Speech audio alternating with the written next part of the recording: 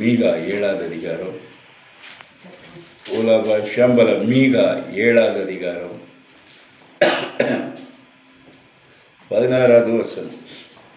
புறஜாதிகள் கண்டு தங்களுடைய எல்லா பராக்கிரமத்தையும் குறித்து வெட்கப்படுவார்கள்.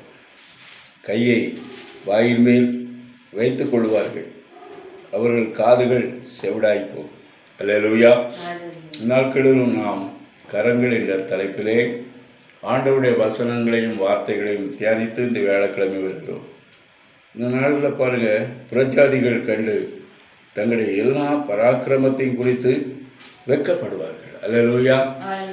ஆம் ஆண்டவருடைய பிள்ளைகளை, அன்றைக்கு கோலியாத்து கூட பெரிய பராக்கிரமசாலி. ஆனால் அந்த கோலியாத்துக்கு முன்னால் இந்த ஒரு தாவீதோ ஆடு மேய்க்கிறவன். ஆனாலும் அந்த பெரிய கோலியாத்தை ஒரு கூழாங்கலை கொண்டு அவன் வீழ்த்தினான் என்றால் அவனுக்குள்ளே இருந்த அபிஷேகம். அதனால் தேவனுடைய பிள்ளைகளை, நம்மளாம் புறஜாதிகள் மத்தியிலே நம்ம வாழ்ந்து கொண்டு இருக்கிறோம். நாம் ஒருவரும் வெட்கப்பட்டு போகவே கூடாது. எப்படிப்பட்ட ஊழியங்களை நம்ம செய்தாலும் ஆண்டவருடைய சித்தத்தின்படி நம்ம ஊழியங்களை செய்ய வேண்டும். பரிசுத்த ஆவியானவரை எப்போது முன்வைத்து நம்முடைய ஊழியங்களை செய்ய வேண்டும். முக்கியமாக நம்முடைய ஆண்டவர் நம்மிடத்தில் எதிர்பார்க்கிறது பரிசுத்தம். நாம் இந்த நாட்களில் கூட எத்தனையோ தேவனுடைய தாசர்கள் உற்சாகத்தோடு விலகினப்பட்டவர்களை போய் சந்தித்து அவர்கள் இடத்திலே ஜெபித்து அவர்களை சுகமாக்குறார்கள். தேவன் தாமே ஊழியக்காரர்கள் மேலே தம்முடைய கரத்தை எப்போது வைக்க வேண்டும். அதனால் தேவனுடைய பிள்ளைகள், நாட் ஒன்லி ஊழியக்காரர்கள், விசுவாசிகளும் எப்போதும் நம்ம ஒரு பரிசுத்தத்தோடு நம்ம ஜீவிக்கும் போது நிச்சயமாக ஆண்டவர் அவருடைய கரத்தை, நம்முடைய கைகளை சுத்தப்படுத்தி அவருடைய கரத்தை எப்போதும் நம்மில் வைப்பார். அவருடைய கரம் நம்மில் இருக்கும்போது எந்த பலகீனத்தையும் பற்றி நம்ம பயப்பட வேண்டிய அவசியமே கிடையாது. அல்லேலூயா. அதே போல் அபகுக் 3வது அதிகாரம்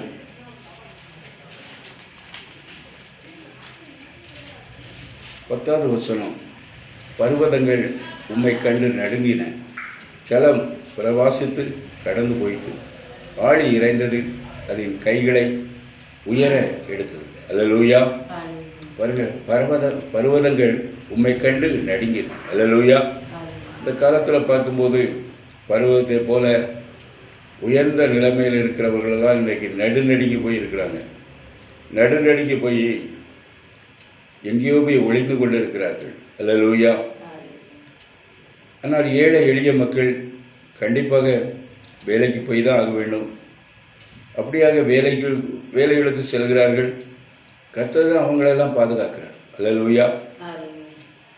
ஜலம் பிரவாசித்து கடந்து போயிட்டு. அல்லேலூயா. பாருங்க, அன்னைக்கு சுனாமி வந்தபோது எவ்வளவோ இறக்குறைய சுனாமி 35 அடி தான் மேலே கடந்து வந்ததான். அதனால் பாருங்கள் எவ்வளவோ அழிவு. அப்போது ஒரு பரிசுத்தவான் சொன்னார், அந்த இடத்துல எத்தனையோ ஒரு ஓடி வந்தாங்க, பிரேதத்தை சவிட்டிட்டு ஓடி வந்தாங்க. ஒரு பரிசுத்தவான்கள் அந்த இடத்துல இல்லையா ஜெபம் பண்ணுவதற்காக. அல்லேலூயா. ஏன்னா நம்முடைய ஆண்டவர் இயற்கையை கட்டுப்படுத்த ஆண்டவர் நமக்கு அதிகாரத்தை கொடுத்திருக்கிறார். அல்லேலூயா. அந்த விசுவாசத்தில் அவர் சொன்னார். ஆம் தேவனுடைய பிள்ளைகளை, இந்த நாட்களில் பார்க்கும்போது தேவன் ஒருவர் தான் எல்லாரையும் பாதுகாக்க முடியும். தேவன் ஒருவர் தான் எல்லாரையும் காப்பாற்ற முடியும். வேற எதுவுமே நம்மை காப்பாற்றவே முடியாது. அதனால் தேவனுடைய பிள்ளைகளுக்கெல்லாம் அபிஷேகம் அவசியம். அபிஷேகம் நுகத்தடிகளெல்லாம் முறிக்கும். நம்மிடத்தில் அபிஷேகம் இருக்கும்போது, ஆவியானவர் இருக்கும்போது எப்படிப்பட்ட வாதை நோய்களும் பலகீனங்களை அணுகாதபடி கர்த்தர் நம்மை பாதுகாப்பார். நாம் தவறான ஜீவியம் ஜீவிக்கும்போது நம்மில் இருக்கிற ஆவியானவர் நமக்கு வெளிப்படுத்தலை தருவார். அருமையான மகனே, மகளே, நீ இப்படிப்பட்ட பாவங்களை செய்யாதே, செய்து கொண்டிருக்கிறாய், இந்த பாவத்தை செய்யாதே என்று நமக்கு எச்சரிப்பார். அதுதான் பரிசுத்தாவின் அபிஷேகம். இன்றைக்கி அநேகருக்கு பரிசுத்தாவியை பெற்றுக்கூட பின்வாங்கி போயிருக்கிற அனுபவம். அல்லேலூயா. முக்கியமாக பரிசுத்தாவியை பெற்றவர்கள் சினிமாலாம் பார்க்கக்கூடாது, சீரட்டு குடிக்கக்கூடாது, பீடி சீரட்டு குடிக்கக்கூடாது, குடி இருக்கவே கூடாது. அல்லேலூயா. இன்றைக்கி இப்படிப்பட்ட சத்தியங்களை நம்ம சொல்லும்போது அநேகர் பின்வாங்கி போகிறாங்க. பின்வாங்கி போயிட்டு நாங்கள் போயிருக்கிற இடம் ஆழமான சத்தியம். அல்லேலூயா. தேவனுடைய பிள்ளைகளை எச்சரிக்கை. கடைசி காலத்தில் இருக்கிறோம், கடைசி நிமிஷத்தில் இருக்கிறோம். யாராக இருக்கட்டும், பரிசுத்தவான்களாக இருக்கட்டும், யாராக இருக்கட்டும், சத்தியத்தை சத்தியமாக தான் சொல்லணும். ஆவிக்குரியவங்க சின்ன கரை கூட நம்ம மேலே படக்கூடாது. எப்போதும் பரிசுத்தமாக இருக்கணும், ஒவ்வொரு நிமிஷமும் பரிசுத்தமாக இருக்கணும். டிவியில் சில நேரத்தில் அருமையான தாசர்களுடைய வார்த்தைகளை தான் கேட்பாங்க.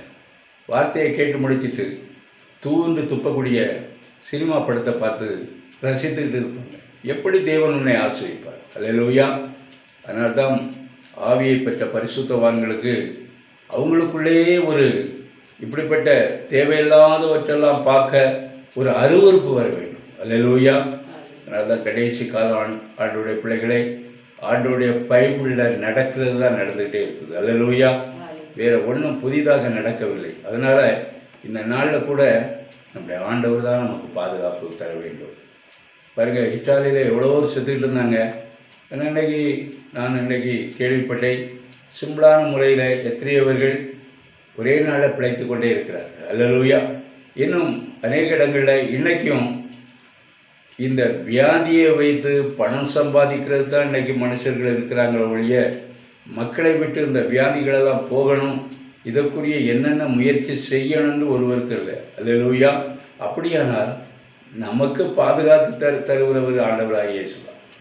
இயேசுவை நம்ம நம்பும்போது கண்டிப்பாக ஆண்டவர் நமக்கு பாதுகாப்பு தருவார். அடுத்தபடியாக நம்ம பார்க்கும்போது செப்பனியா 2வது அதிகாரம் 13வது வசனம். அவர் தமது கையை வடதேசத்துக்கு விரோதமாய் நீட்டி அசிரியாவை அழித்து நினிவேயை வாழான வனாந்திரத்துக்கு ஒத்த வறட்சி உள்ள ஸ்தலமாக்குவார். வாங்க, நம்ம வேதத்தில் பார்க்குறோம், அவர் தமது கையை வடதேசத்துக்கு விரோதமாக. ஆண்டவர் பாருங்க, வார்னிங் கொடுப்பார். தேவனுடைய பிள்ளைகளுக்கு எச்சரிப்பு கொடுப்பார். ஆதாயங்களுக்கு கூட ஆண்டவர் எச்சரிப்பு கொடுத்துருந்தார். எல்லா பழங்களையும் நீங்கள் சாப்பிடலாம், ஆனால் இந்த குறிப்பிட்ட மரத்தின் பழத்தை மட்டும் நீங்கள் சாப்பிடக்கூடாதுன்னு சொல்லியிருந்தார். அதே போல் விசுவாசிகளாகிய நமக்கு ஆண்டவர் எச்சரிப்பு தராதபடி நம்மை தண்டிப்பதே கிடையாது. ஆண்டவர் கூட எனக்கு ஒரு மரண பள்ளத்தாக்கு வந்தது, மரண பள்ளத்தாக்கில் நடந்தாலே என் கோலும் தனியும் உன்னை தேற்றுவனே சொன்னார். அப்போவுமே யோசிக்கிறேன், எதுக்கு ஆண்டவர் இப்படி பேசிகிட்டு இருக்கிறாரு என்று நாங்கள் அதை பற்றி யோசிக்கிறேன். அதனால் பாருங்கள், ஒரு மரண பள்ளத்தாக்கு வந்தது, ஆண்டவர் இன்னைக்கு ஜீவனோடு வைத்திருக்கிறார். அல்லேலூயா. நம்முடைய ஆண்டவர் பேசுகிற தெய்வம். அதனால தான் தேவனே ஆவியோடு உண்மையோடு தெழுதுகிட வேண்டும். ஆவி இருக்கும்போது தான் ஆவியானவர் நம்மோடு இடைப்படுவார். இதை செய்யாதே, இது தவறு என்று. ஆவி இல்லாவிட்டால் யாரும் பேச மாட்டாங்க, நம்ம இஷ்டப்பிரகாரம் நடப்போம். அதனால் தேவ பிள்ளைகளாகிய நம்முடைய புதிய சபை விட்டார் அனைவருக்கும் ஆவி அவசியம். அபிஷேகத்தை இந்த நாளில் பெற்றுக்கொள்ள வேண்டும். இந்த அல்லேலூயா ஸ்தோத்திரம். எல்லா இடத்துலையும் லாக்டவுன் ஆகிருக்கு.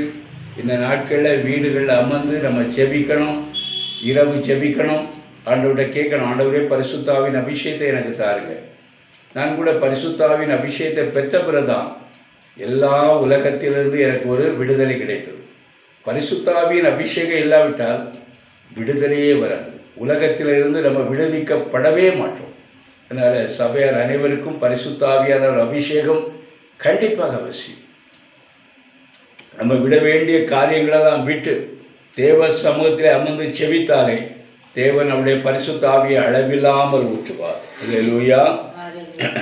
அதனால் அசிரியாவை அழைத்து பாருங்க, அசிரியாவை கூட ஆண்டவர் ஏன் அசிரியர்களை இஸ்ரவேல் ஜனங்களுக்கு விரோதமாக கொண்டு வந்தார் என்றால், இஸ்ரவேல் ஜனங்கள் ஆண்டவருடைய வார்த்தைக்கு கீழ்ப்படியாதனால, அதனால் அசிரியரை கொண்டு வந்தார். ஆனாலும் ஆண்டவருக்கு எப்போதுமே தன்னுடைய பிள்ளைகள் மேலே எப்போதுமே கவனம் இருக்கும். தன்னுடைய பிள்ளைகள் நன்றாக மனம் திரும்ப வேண்டும் என்பதுதான் அவருடைய ஆசை. அல்லேலூயா. அதனால தான் அசிரியரை கொண்டு வந்தார். அசிரியர்கள் தங்களுடைய பிள்ளைகள் மேல், இஸ்ரவேல் மேல் அதிகமான ஆக்கினையின் துன்பத்தை படுத்திய போது, இஸ்ரவேல் ஆண்டவரை நோக்கி கூப்பிட்ட போது ஆண்டவர் அசிரியரை நிர்மூலமாக்கினார். அல்லேலூயா. அதனால் ஆண்டவருடைய பிள்ளைகளை இந்த நாளிலும் நீ எப்படிப்பட்ட கஷ்டத்தில் துன்பமாக இருந்தாலும் சரி, உங்கள் பாவங்களை ஆண்டவர்கிட்ட ஒப்பு கொடுத்து நீங்கள் ஆண்டவரை நோக்கி கூப்பிடும்போது ஆண்டவரமே ரட்சிப்பார். நினிவேவை பாடு வனாந்திரத்துக்கு ஒத்த வளர்ச்சியான சாலமாக்குவார். அல்லேலூயா. நினிவே தெய்வமே இல்லாத ஒரு தேசம்தான் நினிவே. அதனால் அந்த தேசத்துக்கு ஒரு வார்னிங் கொடுத்தார் ஆண்டவர். யோனாவை அனுப்பி எச்சரிக்கை கொடுத்தார். ஆனால் அவங்களாம் திருந்திட்டாங்க. திருந்தின உடனே ஆண்டவர் என்ன செய்தார்? அவங்கள ரட்சித்தார். அதே போல் தான் எப்படிப்பட்ட முரட்டாட்டமான ஜீவியத்தில் நம்ம ஜீவித்து கொண்டிருந்தாலும், அருவருப்பான காரியத்தை செய்து கொண்டிருந்தாலும், அன்றைக்கு பாருங்கள், பாவத்தில் பிடிப்பட்ட சிறி அருவருப்பான விபச்சாரத்தின் பாவத்தை செய்தவள் ஆண்டவர் பாருங்கள் அவளை மன்னித்தார். எல்லா மோசையின் சட்டத்தின் பிறகு இவள் பயங்கரமான அருவருப்பான பாவத்தை செய்தவள், இவளை கல்லெறிந்து கொள்ள வேண்டும் என்று சொன்னார்கள். ஆண்டவர் எழுதினார், உங்களில் பாவம் செய்தவள் முதல் கல்லை வீசட்டும். அல்லேலூயா. எல்லாரும் கல்லை கீழே போட்டு போயிட்டாங்க. நம்முடைய ஆண்டவர் பாருங்க ஒவ்வொருவரையும் ரட்சிப்பதற்காக தான் அந்த உலகத்துக்கு வரும். நீங்கள் எவ்வளோ பெரிய பாவியாக இருந்தாலும் சரி, உங்களை ரட்சிக்க வேண்டும், பரலோகத்துக்கு கொண்டு போக வேண்டும் என்பதற்கு தான் இயேசு வந்தார். இந்த உலகத்தில் உங்களை சண்டிப்பதற்காக இயேசு வரவில்லை. இந்த உலகத்தில் உங்களை பாலும் தேனோடும் காணான் தேசத்தை உங்களுக்கு தருவது தான் இயேசு வந்தார். அதனால் தான் பாவத்தை நம்முடைய ஆண்டவர் வெறுக்கிற தெய்வம், பாவியை நேசிக்கிற தெய்வம். எப்படிப்பட்ட பாவியாக இருந்தாலும் சரி, ஆண்டவர் சமூகத்தில் விழும்போது ஆண்டவர் மன்னிக்கிற தேவன். அன்னைக்கு நினிவேவுக்கு ஆண்டவர் மனம் இறங்கினார். நினிவே ஜனங்கள் வாசித்து ஜெபித்த போது ஆண்டவர் நினிவேவை காப்பாற்றினார். அதே போல செப்பனியா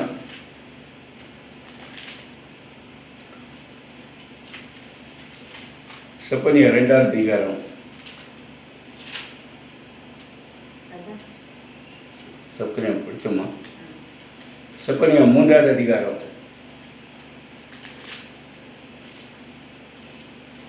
16வது வசனம். அந்நாளிலே எருசலேமை பார்த்து பயப்படாதே என்றும் சீயோனை பார்த்து உன் கைகளை தளரவிடாதே என்றும் சொல்லப்படும். ஆமென். அல்லேலூயா. வேதம் சொல்கிறது, அந்நாளிலே எருசலேமை பார்த்து பயப்படாதே என்றும் சீயோனை பார்த்து உன் கைகளை தளரவிடாதே என்றும் சொல்லப்படும். கர்த்தர் ஆக்கினைகளை அகற்றி உன் சத்துருக்களை விலக்கினார். இஸ்ரவேலின் ராஜாவாகிய கர்த்தர் நடுவிலே இருக்கிறார், இனி தீங்கை காணாதிருப்பாய். அல்லேலூயா. நம்முடைய ஆண்டவராகிய இயேசு கிறிஸ்து நம்முடைய வீட்டில் விழாவும் போது, நம்முடைய ஆலயத்தில் விழாவும் போது எந்த தீய சக்தியும் நம்மை அணுகவே அணுகாது. அதனால் தேவனுடைய பிள்ளைகளை அல்லேலூயா சொல்கிறோம். ஆண்டவர் சொல்ல பயப்படாதே, சீயோனை பார்த்து உன் கைகளை தளர விடாது. அதனால் சீயோனை போல வாழ்ந்து கொண்டிருக்கிற தேவ பிள்ளையை நம்ம சோர்ந்து விடக்கூடாது, நம்முடைய கரங்களை தளர விடக்கூடாது. நாம் இந்த நாளில் எவ்வளோ உற்சாகத்தோடு ஜெபித்து கொண்டு இருக்கிறோமோ அதே உற்சாகத்தோடு நாம் அதிகமாக ஜெபிக்க வேண்டும், இன்னும் அதிகமாக ஜெபிக்க வேண்டும். ஜெபம் ஜெயத்தை தான் தரும். ஜெபத்தினாலே நம்ம யாரும் வெட்கப்பட்டு போவதே கிடையாது. ஜெபிக்கிற தேவனுடைய பிள்ளைகள் நம்மில் இருக்கிற உலகம் மாம்சத்துக்குரியவற்றையெல்லாம் முற்றிலும் நம்ம களைந்து போட வேண்டும். அல்லேலூயா. ஆண்டவர் சொல்க, இனி தீங்கை காணாதிருப்பாய். அல்லேலூயா.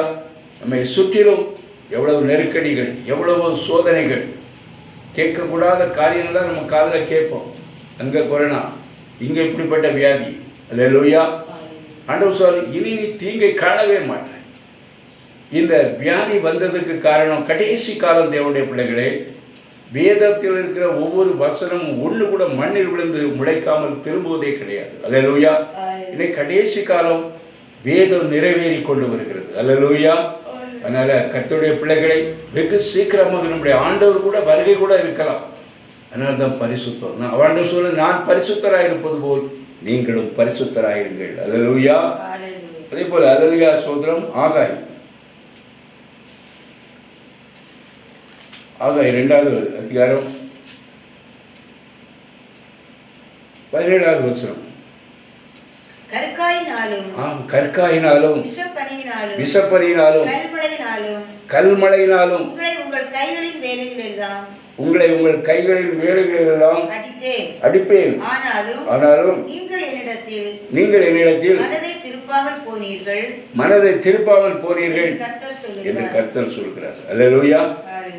பாருங்க, ஆண்டவருடைய பிள்ளைகளே, எத்தனையோ தொழில் செய்கிறவர்கள், எத்தனையோ ஊழியம் செய்கிறவர்கள் இன்னைக்கு விழுந்து போய் கொண்டிருக்கிறார்கள். காரணம் பாவம். அல்லேலூயா. நம்முடைய ஆண்டவர் எப்போதுமே பாவத்தை விருக்கிறவர். இப்போ நான் ஒரு தொழில் செய்கிறேன், தொழிலில் ஒரு ஏமாற்றம் தோல்வி ஏற்படுதுன்னா உடனே ஆண்டவர் சமூகத்தில் விடணும். ஆண்டவருடைய பிள்ளைகள், ஆண்டவரே ஏன் எனக்கு இந்த தொழில் இப்படி ஆகிவிட்டது, ஏன் எனக்கு இந்த ஆஃபீஸ்களெல்லாம் என் கரத்திலிருந்து போய்விட்டது, ஆண்டவர் சமூகத்தில் விடணும். அல்லேலூயா. ஆண்டவர் பேசுவார். என்னென்ன தவறுகளெல்லாம் நீ செய்து கொண்டிருக்கிறாய், இந்த தவறிலிருந்து நீ விடுதலை ஆவாயினால் உன்னை இரட்டிப்பாக ஆசீர்வதிப்பேன் என்று. அல்லேலூயா. அதனால் தேவனுடைய பிள்ளைகளே, அல்லேலூயா. சோதனை இன்னைக்கு சோர்ந்து போயிருக்கலாம், தொழில் இல்லை, வருமானம் இல்லை, அப்படி சோர்ந்து போயிருக்கலாம். நீங்கள் உண்மையிலேயே ஆண்டவர்கிட்ட இருக்கும்போது நிச்சயமாக ஆண்டவர் எந்த லாக்டவுனாக இருந்தாலும் சரி, எந்த கடையடைப்பாக இருந்தாலும் சரி, எப்படிப்பட்ட சூழ்நிலையில் நீங்கள் இருந்தாலும் சரி, உங்கள் எண்ணெய் தொட்டி மாவு தொட்டி ஒரு நாளும் குறைவதே கிடையாது. அதனால் ஆண்டவர்கிட்ட கேட்கணும், ஆண்டவரே என்னில் என்னென்ன குறைகள் இருக்கிறது. நீ ஆண்டவர்கிட்ட கேட்கும்போது உன் ஆஃபீஸ் க்ளோஸ் ஆகவே ஆகாது. அல்லேலூயா. நல்ல பணம் வரும்போது ஆண்டவரை மறந்துடும், இஷ்டத்துக்கு ஜீவிக்கிறோம், இஷ்டத்துக்கு வாழுகிறோம். அல்லேலூயா. எந்த சூழ்நிலையாக இருந்தாலும் சரி, எப்போதும் உன் ஆண்டவர் உன்னை பார்த்து கொண்டே இருக்கிறார் என்பதை நினைத்து நீ நடக்கும்போது ஆண்டவர் எல்லா சூழ்நிலையிலும் உன்னை காப்பாற்ற வல்லவராக இருக்கிறார். அல்லேலூயா. அதே போல சகரியா 2வது அதிகாரம், சகரியா 2வது அதிகாரம் 1-5 வரை பார்க்கும்போது, நான் என் கண்களை ஏறெடுத்து பார்த்தபோது இதோ என் கையிலே அளவு பிடித்திருந்த ஒரு புருஷனை கண்டேன். நீர் எவ்விடத்திற்கு போகிறேன் என்று கேட்டேன். அதுக்கு அவர், எருசலேமின் அகலம் இவ்வளவு என்று, அது நீளம் இவ்வளவு என்றும் அறியும்படி அதை அளக்கிறதுக்கு போகிறேன் என்றார். இதோ என்னோடு பேசின தூதன் புறப்பட்ட போது வேறொரு தூதன் அவரை சந்திக்கும்படி புறப்பட்டு வந்தான். இவனை அவர் நோக்கி, நீ ஓடி இந்த வாலிபடத்துக்கு சொல்ல வேண்டியது என்னவென்றால், எருசலேம் தன் நடுவிலே கூடும் மனுஷரின் திரளினாலும் மிருக ஜீவனின் திரளினாலும் மதில் இல்லாத பட்டணங்களாய் போல் வாசஸ்தலமாகும். அல்லேலூயா. அல்லேலூயா. இன்னைக்கு பாருங்க, அல்லேலூயா, கிறிஸ்தவன் தான் இன்னைக்கு மதில் இல்லாத பட்டணத்தை போல. அல்லேலூயா. நமக்கு மதில் வேணும். தேவனுடைய பிள்ளைகளே, பரிசுத்த ஆவியானவர் தான் மதில். எவ்வளவு திரட்சியான ஆசீர்வாதம் நமக்கு இருந்தாலும் பரிசுத்த ஆவியின் அபிஷேகம் நமக்கு வேண்டும். மதில் அவர். எந்த அந்தகாரமோ பொல்லாத ஆவிகளோ சத்ருகளோ வீட்டுகளோ தொழிலிலேயோ ஊழியத்திலே புகாதபடி ஆண்டவர் தான் நமக்கு பாதுகாப்பை தருவார். அல்லேலூயா. அதனால் மதிலாகிய பரிசுத்த ஆவியின் அபிஷேகம் நமக்கு வேணும். ஆண்டவர் சொல், நான் அதற்கு சுற்றிலும் அக்னி மதிலாயிருந்து அதன் நடுவில் மகிமையாயிருப்பேன் என்று கர்த்தர் சொல்கிறார். அல்லேலூயா.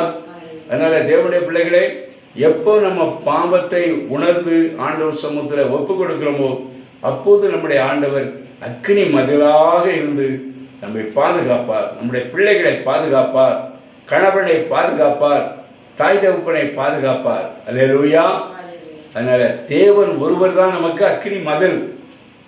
செல்வம் பணம் எதுவே நமக்கு அக்னி மதில் கிடையாது. இந்த பெரிய பெரிய கோடீஸ்வரர்லாம் இந்த வியாதியினால் பாதிக்கப்பட்டு ஆஸ்பத்திரியில் இருக்காங்க. அல்லேலூயா. அநேகர் சுகமாகியும் வந்திருக்கிறாங்க. அதனால் ஏழை எளிய பிள்ளைகளாகிய நமக்கு பாதுகாப்பு நம்முடைய ஆண்டவராகிய இயேசு. அல்லேலூயா. அதேபோல் அல்லேலூயா ஸ்தோத்திரம். 4வது அதிகாரம் 9வது வசனம். செருபாபேலின் கையில் இந்த ஆலயத்துக்கு அஸ்திபாரம் போட்டது அவன் கைகளை இதை முடித்து தீர்க்கும். அதனாலே சேனைகளின் கர்த்தர் என்னை உங்களிடத்து அனுப்பினார் என்று அறிவாய். அல்லேலூயா. அற்பமான ஆரம்பத்தின் நாளை யார் அசட்டை பண்ணுவார்? பூமியெல்லாம் சுற்றி பார்க்கிறவராகிய கர்த்தருடைய 7 கண்களும் செருபாபேலின் கையில் இருக்கிற தூக்கு நூலை சந்தோஷமா பார்க்கிறது என்றார். அல்லேலூயா. ஊழியக்காரனாக இருந்தாலும் சரி, ஊழியக்காரியாக இருந்தாலும் சரி. அல்லேலூயா. நம்ம கையில் இருக்க தூக்கு நூல் எப்படி இருக்கணும்? ஒரு பில்டிங் ஒருத்தர் கட்டுறாருன்னா அந்த பில்டிங்கு தூக்கு நூல் முக்கியம். அல்லேலூயா. அந்த சுவர் வளையாதபடி கோணாதபடி இருக்க வேண்டுமானால் தூக்கு நூல் அவசியம். அல்லேலூயா. இதே போலதான் ஊழியங்களிலும் தேவனுடைய பிள்ளைகளை இஷ்டம் போல ஊழியம் செய்கிறது கிடையாது. அல்லேலூயா. கர்த்தருடைய ஆவியானவருடைய திட்டத்தின்படி நாம் ஊழியங்களை செய்ய வேண்டும். அல்லேலூயா. அல்லேலூயா. இஷ்டப்பிரகாரமான ஊழியம் கிடையாது. கர்த்தருடைய ஆவி என்ன பேசுகிறாரோ திட்டமாக பேசுவார். அல்லேலூயா. அதன்படி நம்ம ஊழியம் செய்யும் போதுதான் ஒரு பாவத்தில் கிடக்கிற மனுஷனை நாம் கட்டி எழுப்பி ஆண்டவர் சமூகத்தில் போய் நிறுத்த முடியும். அல்லேலூயா. அதே போல நம்முடைய ஆவிக்குரிய ஜீவியமும் இஷ்டப்பிரகாரமான ஜீவியமாக இருக்காது. அல்லேலூயா. ஏன்னா தூக்கு நூறு ஆண்டவர் கருத்தில் இருக்குது. அல்லேலூயா. அதே போல ஊழியக்காரன் விசுவாசிகளுக்கு சொல்லும் வார்த்தையை விசுவாசிகளும் கேட்டு நடக்க வேண்டும். ஏனென்றால் விசுவாசிகளுக்கு பரிசுத்தவான்களுக்கு ஆண்டவராகிய ஆவியானவர் அவருக்கு நல்ல ஆலோசனை கிருபைகளையும் கொடுக்கிறார். அல்லேலூயா.